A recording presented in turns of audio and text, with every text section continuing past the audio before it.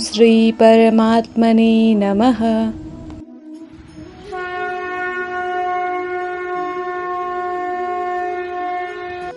मैं श्रीमद् भगवत गीता हूँ। गर्भावस्था एक अद्भुत एहसास है, यह जानकर कि आपके अंदर जीवन बढ़ रहा है, एक ऐसा जीवन जिसका आप लंबे समय से इंतज़ार कर रहे हैं, एक ऐसा जीवन जिसे आप सबसे ज़्यादा प्यार करते हैं, एक ऐसा जीवन जो आपकी सारी खुशियों को समेटे हुए है और एक ऐसा जीवन जिसके बारे में आप कभी सोचते नहीं थकते। आश्चर्य है, गर्भावस्था के दौरान सकारात्मक और तनाव मुक्त कैसे रहें। गर्भावस्था के दौरान अपने और अपने बच्चे की भलाई के लिए तत्पर रहना महत्वपूर्ण है। नकारात्मक और दहशत भरे वातावरण से दूर रहें। तनाव, चिंता मुक्त और महत्वपूर्ण रूप से सकारात्मक रहने के कई तरीके हैं, जैसे अच्छी किताबें पढ़ना, प्रार्थना करना, गर्भ संस्कार संगीत सुनना, वैदिक मंत्र और गर्भावस्था के दौरान अपनी सारी समस्या को हल करने के लिए विशेषज्ञों द्वारा सलाह लेना। गर्भावस्था के दौरान हमें कौन सी किताबें पढ़नी चाहिए? एक हिंदू के रूप में हमें अपनी पवित्र पुस्तक रामायण, शिव पुराण, भगवत गीता, वेद, पुराण, उपनिषद आदि पढ़ने चाहिए। अभिमन्यु सबसे अच्छा उदाहरण है। भगवत गीता भगवान विष्णु के सभी अवतारों के बारे में है, जिन्होंने ब्रह्मांड में नकारात्मकता को नष्ट करने के लिए जन्म लिया। इसी तरह यदि आप गर्भावस्था के दौरान भगवत गीता का पाठ करती हैं तो आप नकारात्मकता से दूर रहती हैं और माहवारी के दौरान सकारात्मकता का अनुभव करती हैं। साथ ही गर्भ में पल रहे बच्चे में गुणों और अच्छे विचारों को स्थानांतरित करना गर्भावस्था के दौरान आपके कंधों पर सबसे महत्वपूर्ण जिम्मेदारी है। गीता का एक खंड या अध्याय प्रतिदिन पढ़ें और यदि आप पढ़ नहीं सकते तो इसे सुनें। यह एकमात्र समय है जब आपका शिशु आपकी गतिविधियों, दृष्टिकोण और परिवेश में सीखना शुरू करता है।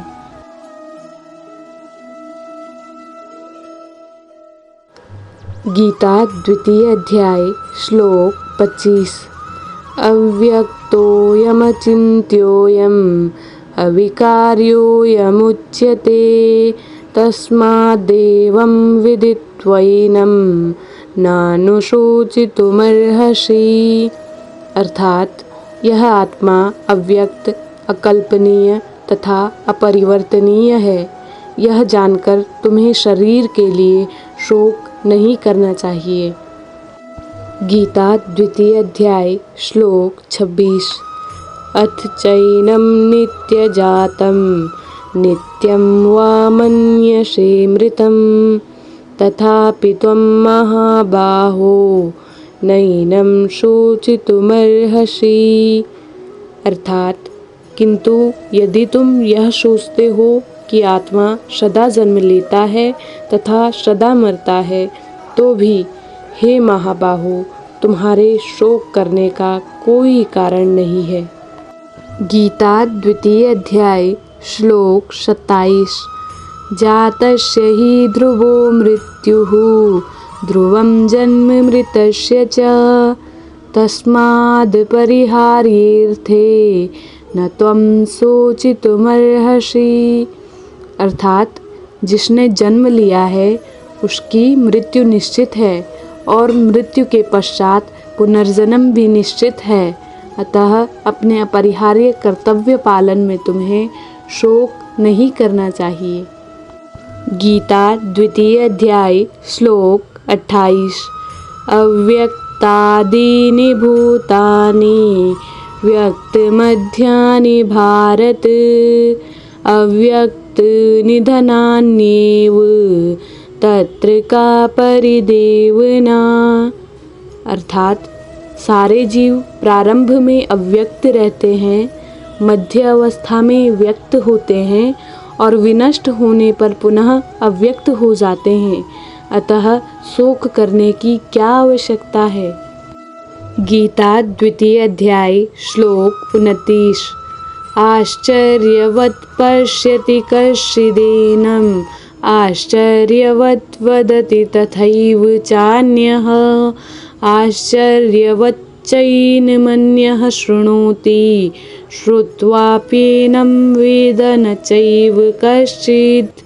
अर्थात कोई आत्मा को आश्चर्य से देखता है, कोई इसे आश्चर्य की तरह बताता है तथा कोई इसे आश्चर्य की तरह सुनता है, किंतु कोई कोई इसके विषय में सुनकर भी कुछ नहीं समझ पाते हैं। गीता द्वितीय अध्याय श्लोक 30। देहि नित्यमवध्योऽयं देहि सर्वस्य भारत तस्मात् सर्वाणि भूतानि न त्वं शोचितुमर्हसि। अर्थात हे भरतवंशी, शरीर में रहने वाले का कभी भी वध नहीं किया जा सकता, अतः तुम्हें किसी भी जीव के लिए शोक करने की आवश्यकता नहीं है। मैं श्रीमद् भगवत गीता हूँ।